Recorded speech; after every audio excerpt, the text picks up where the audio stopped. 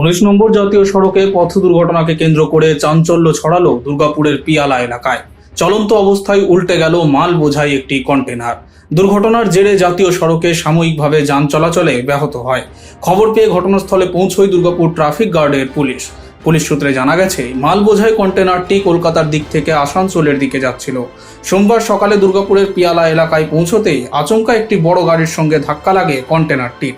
ধাক্কার জেরে নিয়ন্ত্রণ হারিয়ে ডিভাইডারে ধাক্কা মেরে আসানসোল থেকে বর্ধমান যাওয়ার লেনে উল্টে যায় বিশাল কন্টেনারটি। দুর্ঘটনার পর জাতীয় সড়কের একাংশে যান চলাচল সাময়িকভাবে নিয়ন্ত্রণ করা হয়। ঘটনাস্থলে পৌঁছে পুলিশ পরিস্থিতি নিয়ন্ত্রণে আনে এবং ক্রেনের সাহায্যে কন্টেনারটি সরানোর কাজ শুরু করে।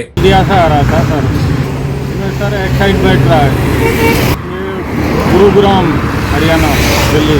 वहाँ से 6 किलोमीटर पहले टोल है, वहाँ मैं चाय वाय पिया, चाय वाय पी के यहाँ चला। ये बड़ा ये क्लिंकर के टैंकर नहीं होते हैं जो ये बड़े बड़े होते हैं, हाँ, उधर से एकदम पूरा साइड दबा दिया sir. Bureau report, street voice digital.